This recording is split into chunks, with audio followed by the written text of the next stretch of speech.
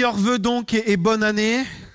Que Dieu vous bénisse, que Dieu vous garde et vous protège tout au long de cette année. Et souvent quand l'année commence ou quand l'année se termine, c'est le moment un petit peu de faire le bilan dans une année. Remarquez que dans une année, on ne retient pas tout. D'ailleurs, parfois on se dit, mais c'était en quelle année ça? Ce qu'on retient, c'est les événements marquants. C'est ce qui a marqué nos vies. Et on a tendance parfois à évaluer une année. Et je me suis dit, tiens Seigneur, c'est vrai, si je devrais évaluer 2024, mais j'ai fait une chose que je n'avais jamais fait. Je me suis dit, et toi Seigneur, comment tu évaluerais mon année? Parce que nous, on a notre regard à nous sur l'année. On peut se dire, c'était une bonne année, une moins bonne. Et je crois qu'il n'y a pas une bonne année, une moins bonne. Il y a des bonnes choses tout au long de l'année et des moins bonnes. Mais quel serait le regard de Dieu? Et je crois qu'il n'y a que Dieu qui peut répondre, même si on peut chercher son regard. Il n'y a que lui qui peut le dire. Et vous savez, au long de cette année qui s'est écoulée, n'oublions pas que Dieu était avec nous. Il était avec nous dans les choix que nous avons faits, dans les bons, dans les moins bons. Il était avec nous dans les épreuves que nous avons traversées et peut-être que certains traversent encore. Il était avec nous dans les joies, dans les moments de réjouissance, dans les moments de peine aussi, dans les moments de frustration. C'est terrible la frustration.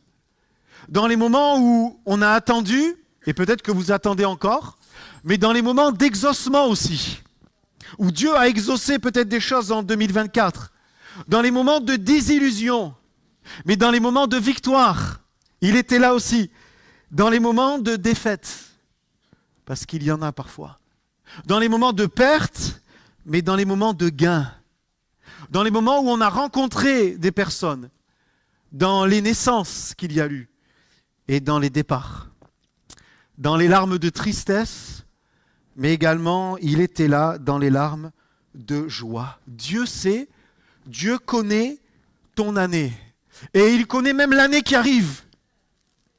Et au travers de cela, il poursuit un but. Plusieurs, mais j'en ai retenu un, ce n'est pas le thème du message, c'est juste l'introduction. Nous perfectionner. Dis à ton voisin, si tu ne sais pas ce que Dieu... Non, ça va être trop long de le dire, mais Dieu veut te perfectionner. Dis-lui, Dieu veut me perfectionner. Personne me le dit? Sylvie, dis-le-moi. Voilà, Dieu veut me perfectionner. C'est ce qu'il poursuit. Regardez, c'est juste une introduction. 1 Pierre 5,10, si ça s'affiche, c'est bien. Le Dieu de toute grâce qui vous a appelé en Jésus-Christ à sa gloire éternelle, après que vous aurez souffert un peu de temps, vous perfectionnera lui-même, vous affermira, vous fortifiera, vous rendra inébranlable. Quel programme extraordinaire! Il veut que tu restes inébranlable. Pourquoi? Parce qu'en 2025, tu vas être ébranlé. Il y a des choses qui vont t'ébranler en 2025. C'est ce pourquoi il veut t'affermir, il veut te fortifier, il veut te rendre inébranlable. Et ce qui est merveilleux, c'est qu'il ne confie pas cette tâche à un ange. Il ne confie pas cette tâche à un archange. La Bible nous dit qu'il le fera lui-même. Lui-même va le faire dans ta vie. Il va te fortifier, il va t'encourager, il va te rendre inébranlable. Et il le fait lui-même. Il ne le fait pas par le hasard des choses qui nous arrivent. Quelqu'un a dit, j'ai lu ça dans un livre, c'est pas c'est un romancier qui a dit ça, le hasard, c'est Dieu qui se balade incognito. Et il le fait lui-même. Au moyen de ce qu'il permet, c'est lui qui permet, et au moyen de ce qu'il nous protège. Au moyen des rencontres et au moyen des personnes qui l'éloignent aussi. C'est pour ça qu'on ne peut pas dire si c'était une bonne année ou moins de bonne. Étant donné que nous ne savons pas tout ce que Dieu prévoit dans nos vies. Nous, parfois, ça peut nous paraître pas bon, mais Dieu dit, à travers ça, je te façonne. À travers ça, je te bénis. À travers ça, je te perfectionne. Tu vois ça comme un échec, tu vois ça comme une épreuve, mais Dieu dit, c'est l'épreuve de la foi. D'ailleurs, c'est Pierre qui le dit dans le chapitre 1 de son épître. La prière que nous pouvons faire, c'est Seigneur, ce qui compte, c'est pas ce que je ressens, si c'est bon ou moins bon, même si c'est facile à dire, difficile à vivre. Ce qui compte, c'est que tu me perfectionnes. Tu me perfectionnes. Pendant les vacances, et c'est bon, les vacances, on a pu voir la famille, on a pu voir les amis, on s'est reposé aussi, c'était vraiment bien. Je relisais l'épître de Pierre et Jean, j'ai eu à cœur de me dire, tiens, les deux plus proches de Jésus, j'aimerais relire leurs épîtres. Et en relisant l'épître de Pierre, je me suis rendu compte à nouveau, j'avais oublié combien de fois il parle des souffrances. Et je me suis dit, mais Jean, qu'on appelle l'apôtre de l'amour, combien de fois il parle du péché? Combien de fois il parle de l'amour du monde? Combien de fois il parle de la tentation? Pourtant, c'est l'apôtre de l'amour. Comme quoi, quand on aime, on dit tout. Comme Jean. Et je relisais cela, ce n'est pas le thème du message. Mais j'aimerais te dire qu'en 2025, il y aura des souffrances. Alors pour cela, relis ce que dit Pierre.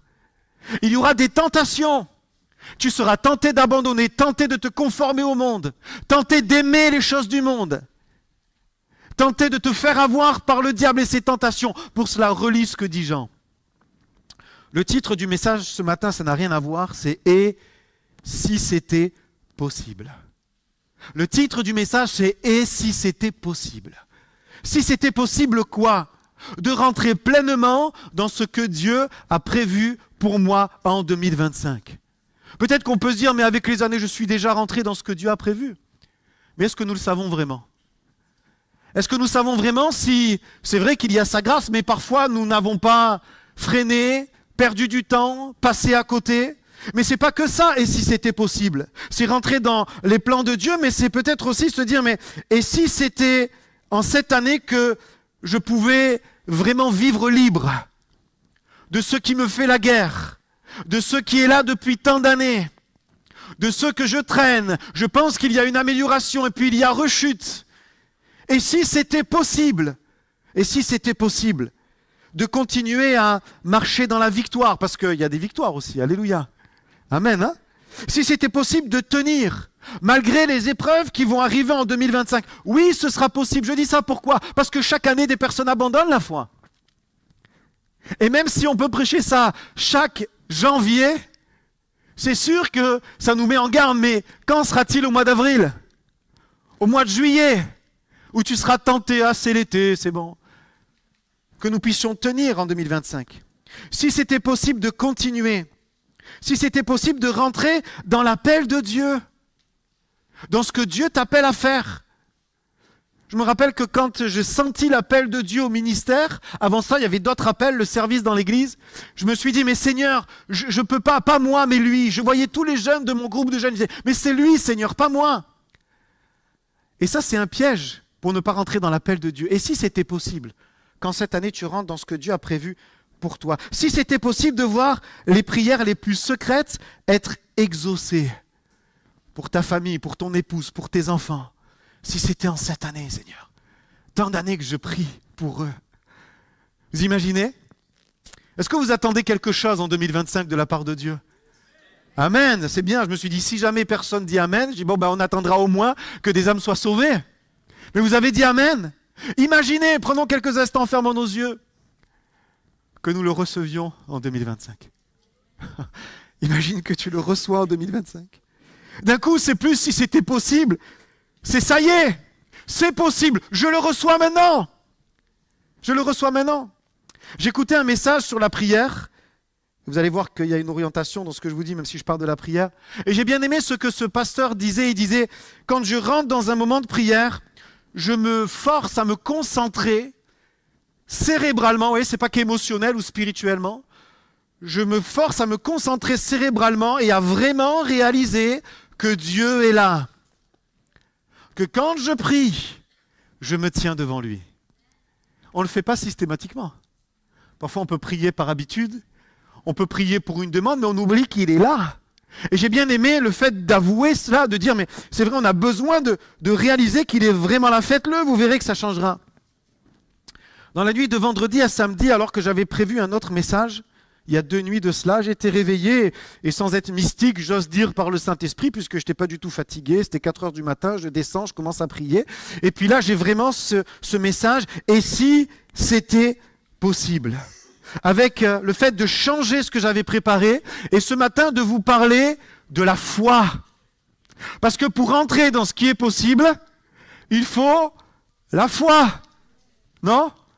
Il faut beaucoup de choses en 2025 et on va compter sur plein de choses. L'amour de Dieu, la passion, le sacrifice, la sainteté, l'Esprit de Dieu, l'Église.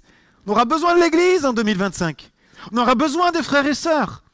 Mais on aura besoin aussi de la foi pour entrer dans ce que Dieu a prévu. Tout comme se concentrer pour réaliser que Dieu est là, pour la prière, je me concentre pour vraiment réaliser, cérébralement, pas que émotionnellement ou spirituellement, que tout est possible à celui qui croit.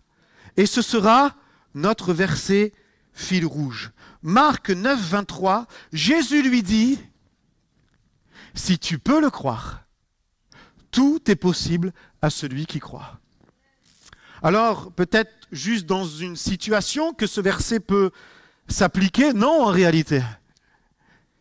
Une belle déclaration de Jésus qui paraît tellement simple. Les mots sont simples, mais c'est tellement puissant. Ça a tellement un impact incroyable dans nos vies. Tout est possible à celui qui croit. Certains vont même prendre cela comme un proverbe pas du tout chrétien et vont se dire, mais si je peux croire que je vais arriver à tel objectif de carrière ou autre sans être du tout dans le domaine spirituel, ça peut marcher.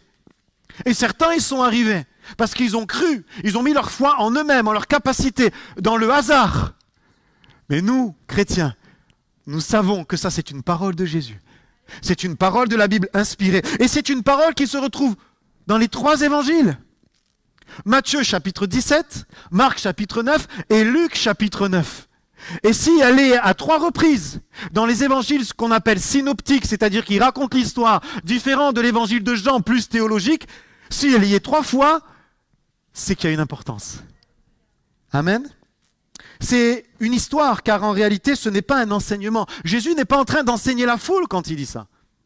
Il parle à un homme, à un papa, qui a un enfant malade. Plus précisément, possédé d'un esprit mauvais. On va lire dans l'évangile de Marc, car finalement, c'est l'endroit où il y a le plus de détails. Alors, si vous posez la question sur Internet ou ce matin, si les évangéliques croient aux esprits, oui, nous croyons aux esprits. Nous croyons aux anges, nous croyons aux démons, puisque la Bible en parle. Mais nous savons que celui qui est victorieux, c'est Dieu. Alléluia, c'est lui le plus puissant de tous les esprits. Marc chapitre 9, versets 14 à 27. Une lecture un petit peu longue. Il est dit, lorsqu'ils furent arrivés près des disciples, Jésus et Pierre, Jacques et Jean, ils virent autour d'eux une grande foule et des scribes qui discutaient avec eux.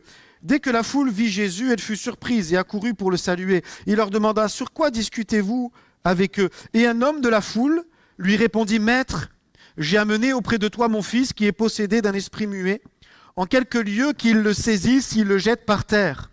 L'enfant écume, grince des dents et devient tout raide. J'ai prié tes disciples de chasser l'esprit et ils n'ont pas pu. » Race incrédule, leur dit Jésus. Jusqu'à quand serai-je avec vous? Jusqu'à quand vous supporterai-je? Amenez-le-moi. On le lui amena. Et aussitôt que l'enfant vit Jésus, l'esprit l'agita avec violence. Il tomba par terre et se roulait en écumant. Vous imaginez la scène? Jésus demanda au Père, combien y a-t-il de temps que cela lui arrive? Depuis son enfance, répondit-il. Et souvent l'esprit l'a jeté dans le feu et dans l'eau pour le faire périr. Mais si tu peux quelque chose, viens à notre secours. Aie compassion de nous. Jésus lui dit, si tu peux le croire, tout est possible à celui qui croit. Aussitôt le père de l'enfant s'écria, je crois. Viens au secours de mon incrédulité. Jésus, voyant accourir la foule, par respect pour le père et l'enfant, menaça l'esprit impur et lui dit, esprit muet et sourd, je te l'ordonne, sors de cet enfant et n'y rentre plus. Et il sortit en poussant des cris et en l'agitant avec une grande violence. L'enfant devint comme mort, de sorte que plusieurs disaient qu'il était mort. Mais Jésus, l'ayant pris par la main, le fit lever et il se tint debout. Amen, alléluia, gloire à Dieu. Jésus revient d'un moment particulier où il est sur la montagne, pour ceux qui connaissent le passage, sur le mont de la transfiguration, où il est là avec les prophètes, le Père et les 3 disciples. Il y a un moment de gloire qu'il est en train de vivre, mais Jésus ne reste pas que dans le moment de gloire, il est intéressé par ce qui se passe en bas, par ceux qui ont besoin de lui, ceux qui ont besoin d'être libérés, ceux qui ont besoin d'être guéris, ceux qui ont besoin d'être restaurés. Alors il descend, un homme arrive, son fils est possédé d'un esprit muet. Autrement dit, le mauvais esprit l'empêchait de parler. Il était atteint de mutisme. Et dans son récit, l'évangéliste Matthieu, lui, rapporte qu'il était lunatique, sous influence de la lune. Ça n'a pas la même connotation pour nous aujourd'hui. Certains pensent même qu'il y avait une forme d'épilepsie. Ce qui ne veut pas dire que les lunatiques, les épileptiques ou les muets sont forcément tous possédés. Ce n'est pas forcément tous l'action d'un démon. Mais pour 2025, et j'ouvre une parenthèse, soyons aussi attentifs à ce que la Bible dit. Tous les problèmes de santé ne sont pas d'origine spirituelle, mais certains, oui.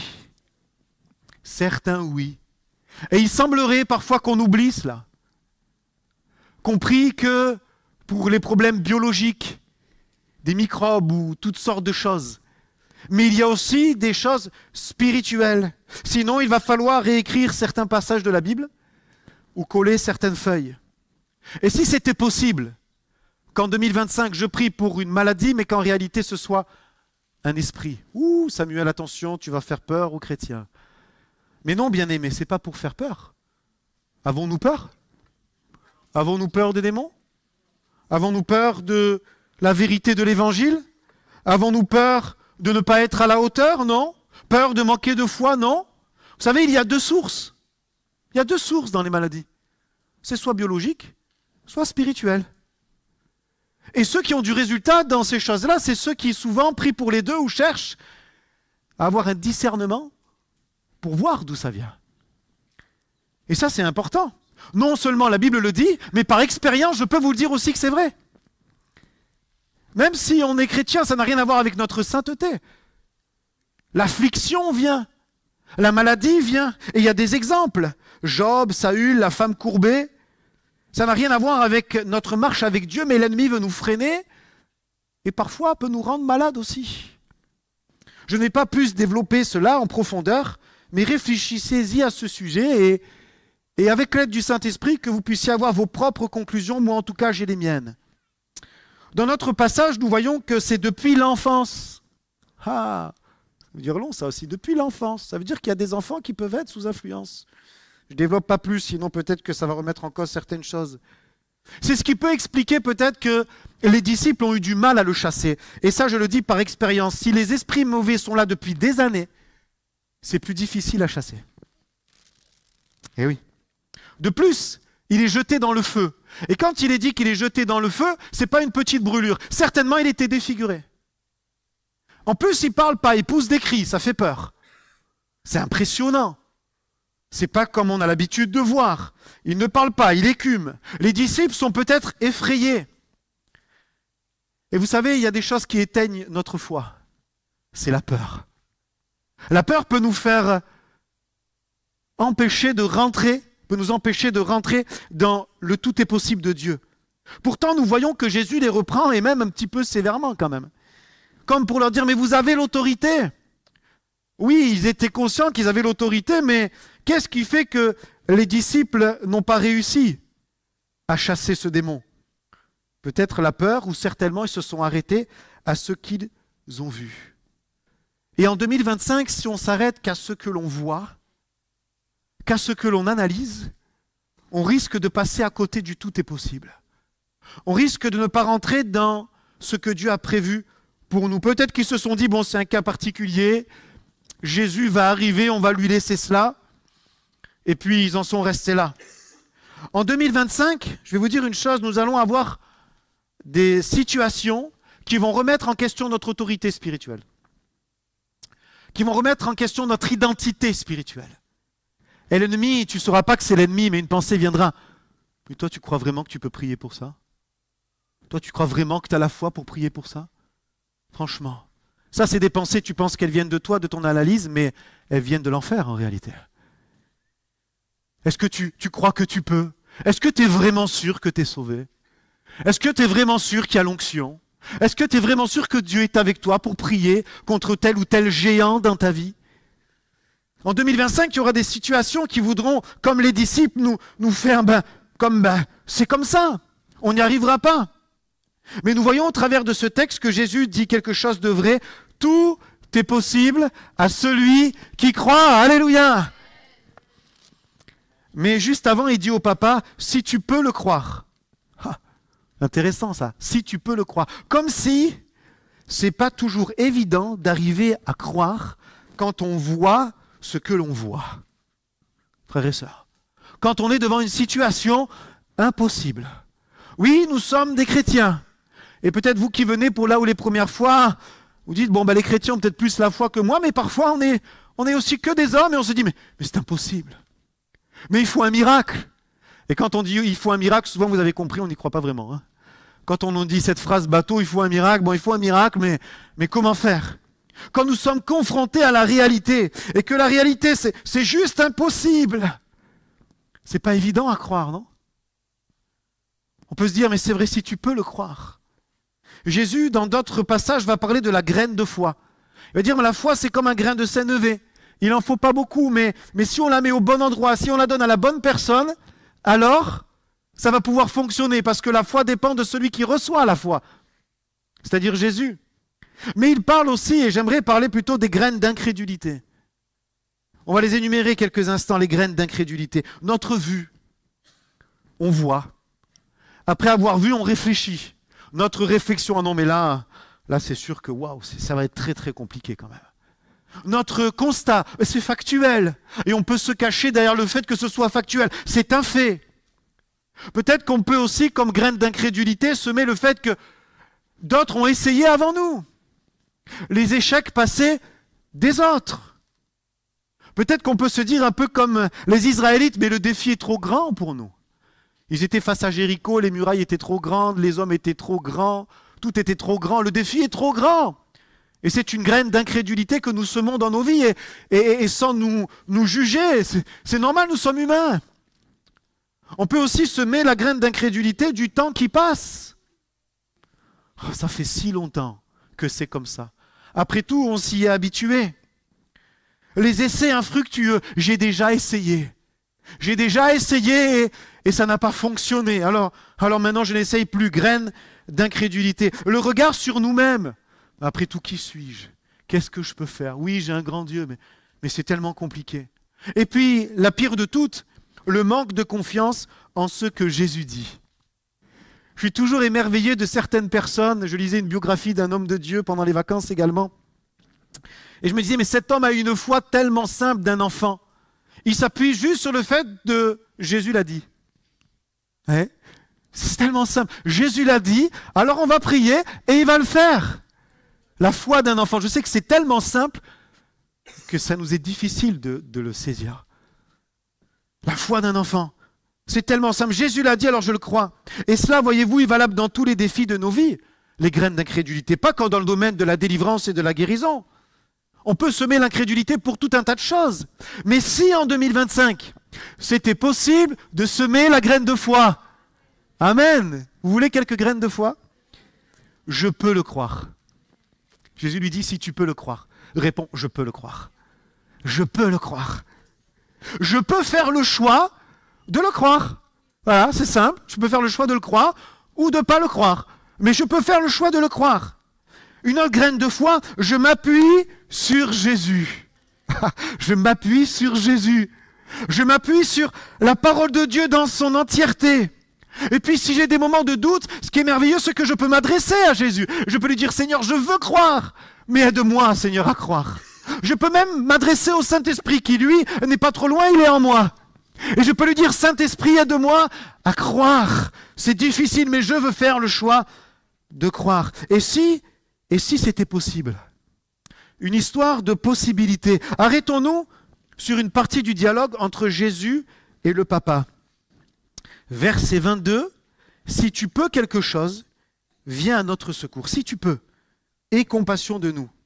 À ce moment-là, difficile d'imaginer qu'une telle demande va laisser Jésus indifférent. Le cœur de Jésus est touché. Il voit l'enfant, il voit la tragédie qui est là depuis tant d'années. Nous pouvons facilement imaginer le cœur du Messie qui répond intérieurement, mais oui, je vais t'aider. Oui, je vais régler le problème. C'est peut-être le seul qui sait à ce moment-là que tout va changer dans cette famille. Tout va changer dans cette famille. Et il dit, mais oui, je viens te secourir. Et si c'était possible? Une histoire de possibilité. Le Père dit, si tu peux, Jésus peut, mais Jésus répond au Père, si tu peux. Il lui répond la même chose, si tu peux le croire. Le Père demande au Christ, si tu peux le faire. Le Christ demande au Père si tu peux le croire. C'est pas le même défi quand même. Hein? Non, c'est pas la même chose. L'un demande de faire, l'autre demande de croire. Quel est le plus facile à faire? Vous m'avez suivi? C'est de croire. Non? C'est quand même plus facile. Le défi n'est pas le même. Comment guérir un enfant possédé d'un esprit qui est là alors que des disciples aguerris n'ont pas réussi? C'est quand même plus facile à croire que Jésus peut le faire. Voyez-vous, Jésus ne nous demande pas de faire. Il nous demande de croire. Oh, c'est extraordinaire. Hein? Je ne te demande pas de faire l'impossible, mais de croire. Oh, c'est quand même un niveau, de croire l'impossible. Il nous demande de le croire. Pourquoi? Parce que c'est lui qui va le faire. C'est lui qui va le faire. Le si tu peux du Père n'est pas le même si tu peux de Jésus. C'est comme si Jésus dit, je vais m'en occuper. Je vais m'en occuper. Je vais le faire. Mais ce que je veux, c'est te rendre participant. Parce que Jésus veut nous rendre participants. Alors je veux te rendre participant. En fait, il dit, mais je veux que tu le fasses avec moi. Et je veux juste que tu fasses une chose. Je te laisse la partie la plus simple. C'est que tu le crois. C'est pas que tu le fasses. Vous savez, c'est l'image de la maman ou du papa qui fait des pâtisseries. Moi, c'est mon rôle à la maison de faire les pâtisseries. Je ne suis pas très très bon. Et je dis, je vais le faire. Et je prends l'enfant et je dis, ben, vous allez croire qu'on va le faire ensemble. Et on les fait participer. Parfois, on a envie qu'ils arrêtent parce qu'ils font une bataille de farine. Mais c'est bien aussi de les laisser faire. Surtout que les enfants aiment bien malaxer la pâte. Hein. Avec toutes les empreintes de pâte, après tu dis, on va manger ça. Il faut quand même la foi pour manger aussi après. Hein. Le père qui dit, la maman qui dit, mais viens, on va le faire. Je veux te rendre participant. Mais c'est moi qui vais le faire. Je te laisse la part la plus simple. Juste croire. Juste croire. Et moi, je vais délivrer. Et moi, je vais guérir. Et moi, je vais libérer. Ça, c'est ma partie. La tienne, c'est de croire. Si. Autrement dit, Jésus demande quelque chose de potentiellement réalisable. Il y a ceux qui peuvent dire non, c'est trop grand, mais j'ai envie de dire ceci, dans le si de Jésus, il y a le oui de Jésus. Tu retiendras ça? Dans le si de Jésus, il y a le oui. Quand il te dit si tu peux le croire, il te dit oui, tu peux le croire. Si Jésus te dit si, c'est que tu peux répondre oui. Amen, sinon il ne te dirait pas si. Il ne va pas te proposer quelque chose que tu ne peux pas justement prendre ou faire ou croire. Le Père dit « je crois ». Pourtant, il dit « viens au secours de mon incrédulité ». Vous savez, ce dialogue, en fait, il dépasse les acteurs que sont Jésus et le Papa. Ce dialogue, il est pour nous aujourd'hui. Ce dialogue, c'est notre dialogue en réalité. Parce que Jésus peut nous dire, en 2025, tout est possible à celui qui croit, si tu peux le croire. Et nous pouvons répondre comme l'homme, oui, je le crois, mais, ah il aimait, mais quand vient la résistance, je ne crois plus. Je le crois, mais quand ça devient dur, quand je sors de ma zone de confort, quand ça vient me déranger, je ne crois plus. Je peux le croire, mais quand ça m'en demande trop, je ne crois plus. Je peux le croire, mais dès que je chute à nouveau, j'y crois plus. Et une dernière, je peux le croire, mais finalement, est-ce que je crois en toi ou est-ce que je crois en la capacité de ma foi? Et là, il faut rester concentré. Parce que parfois, notre foi, c'est croire que nous avons suffisamment de la foi. Vous me suivez? On va essayer de développer. Autrement dit, on met notre foi dans notre foi, mais pas en Jésus. Et c'est pour ça que parfois notre foi est faible. Parce qu'on a suffisamment de la foi pour dire « je peux le croire, je peux le croire, je peux le croire ». Et dans « je peux le croire », il y a « je ». Et c'est pour ça que parfois, quand ça n'arrive pas, on se dit « je n'ai pas eu assez de foi ». Parce qu'on mettait notre confiance dans notre foi. On avait foi dans notre foi. Vous me suivez? Faites-moi juste un... Si vous ne me suivez pas, je vous donnerai, je vous appellerai, je vous ferai un petit call après pour vous expliquer. Mais c'est ça la réalité. Et je me suis dit, combien de fois j'ai eu foi dans ma foi? Oh, je vais le croire, je suis un homme de foi. Et même presque, même si Jésus ne le veut pas, je vais le croire quand même. Vous arrivez ça déjà? D'être au top de votre foi. Mais on met notre foi dans notre foi. C'est pour ça que Jésus ne parle pas de la taille de la foi et qu'il dit même un peu de foi suffit. Parce que ce n'est pas la grandeur de la foi. Il nous connaît tellement, il pourrait même nous dire, mais tu as tellement foi en ta foi que tu deviens orgueilleux. Il nous connaît tellement qu'il sait ça. C'est pour ça qu'il dit, ce n'est pas une question de taille. Alors j'ai trouvé un petit moyen mémotechnique, une punchline pour nous ce matin. Ce n'est pas une question de taille, mais de faille. Ah merci les frères, ils me soutiennent. Ce n'est pas une question de taille, mais de faille. Tu peux avoir une grande foi, une grande taille, mais s'il y a une faille.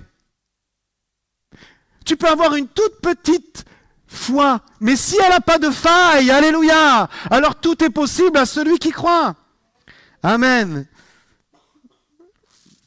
Si ma foi a une grande taille, mais une faille, alors tout est possible en celui qui croit, mais pour les autres. Et c'est plus facile parfois à croire pour les autres.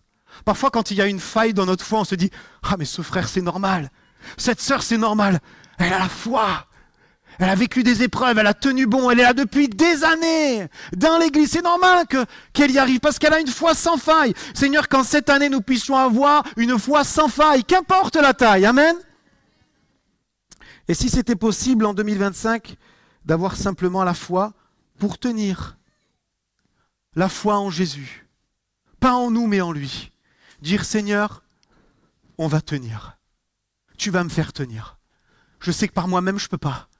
J'ai peut-être des failles dans ma vie, mais je veux que ma foi soit sans faille. Amen. La foi pour vivre libre. La foi pour voir des hommes et des femmes venir à Christ. Ça ne dépend pas que de ma foi, ça dépend aussi de ce que Dieu veut. Dieu veut qu'il y ait des hommes et des femmes qui viennent à lui et qu'ils soient libérés. La foi pour la guérison, la foi pour la délivrance, la foi pour la libération, la foi pour voir le royaume de Dieu s'étendre. Amen.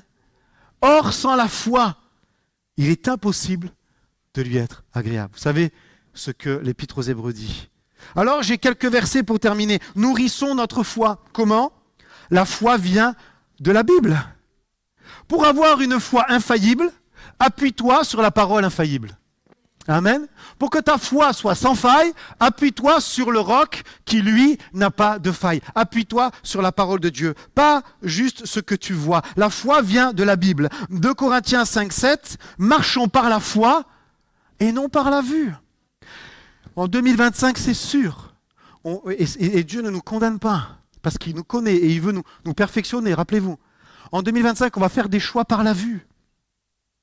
Parce qu'on va s'arrêter à ce qu'on voit. Et parfois, notre analyse sera bonne. Et parfois, même dans sa grâce, on va se confier à notre vue. Et dans sa grâce, même ce qu'on a confié dans notre vue, c'était le bon choix en réalité. Voyez? Mais il faudra faire des choix par la foi aussi. Il faudra marcher par la foi aussi.